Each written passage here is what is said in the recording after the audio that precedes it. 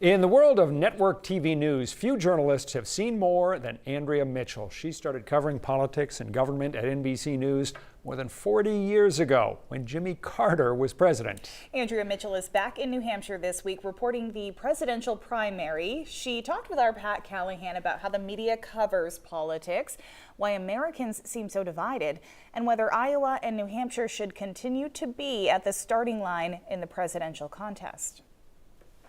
I have such a bias for New Hampshire and for New England. I've done this for so many years that I don't want to see New Hampshire lose its first in the nation status, but I can see arguing that Iowa needs to take a step back. Maine has a primary now coming up on Super Tuesday. You should come up. I'd love to, except there's so many great contests all over the country on Super Tuesday that we might be in New York. Understood. We don't judge that. Let's talk about a couple of notions that have floated up in the last few weeks of this campaign. First, the electability of women.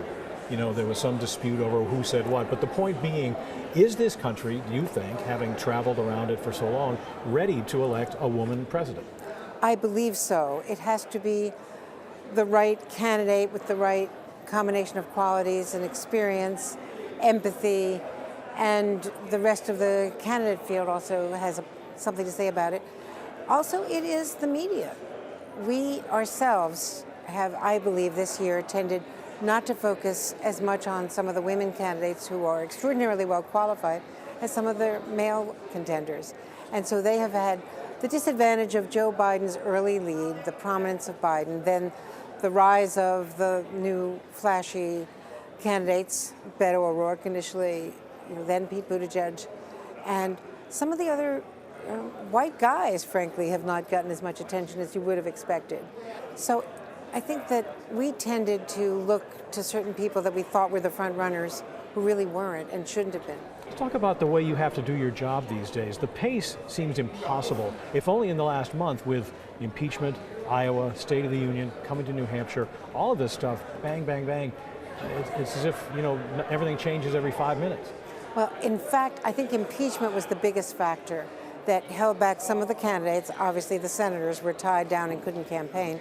So we didn't really get a sense of how Iowa was shaping up, or even New Hampshire. I don't know how many administrations you've covered. It must be... Well, I started with Jimmy Carter in the White House, and I was a backup White House correspondent. Then I was the energy correspondent in the Carter years during 3 Mile Island, then covered 8 years of Reagan. Then was on the Hill. Did anything of that prepare you for what we have now?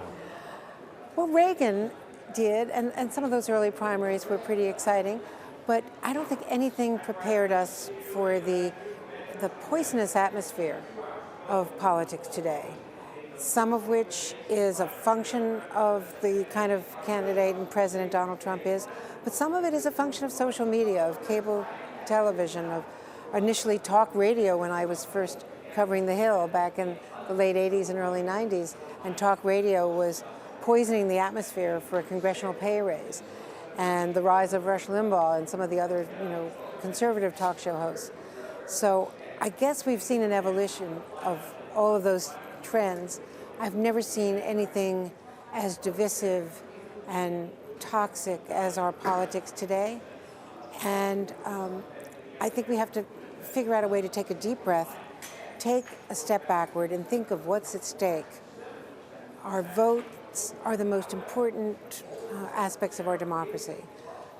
Votes that are not American democracy, not interfered with silently by some foreign power infecting our social media, creating more divisions or exacerbating the divisions that already exist. And I think of the people who have lived and died for the right to vote, for all of the African Americans and all of their supporters to try to get the right to vote, to women, now in 100 years since women won the right to vote. And, how can we be taking things so casually? How can our government be not doing more to insist on proper monitoring and enforcement? Why are our state governments and local authorities not more concerned about interference? I just think we also have to think about civil discourse and what it really means to be an American. And finally, about yourself, you've got an office full of awards. I think recently a Lifetime Achievement Award from the Emmys. Premature, I think. Well, that's the question. Do you still love doing this? Do you want to keep doing this? I love it, and I'm here for whatever comes next. I love New Hampshire. I have family here, but I love it just because of the real front, next door politics that you have in New Hampshire and in Maine, where people get to meet the candidates, get to question them, they get to comparison shop.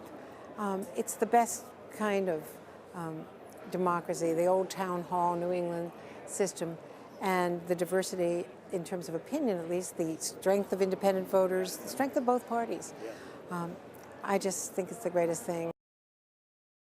Our News Center Maine crews have been in New Hampshire for about a week now. If you'd like to look back on any of their stories, just click on the Voice of the Voters section of our newscentermaine.com website or mobile app.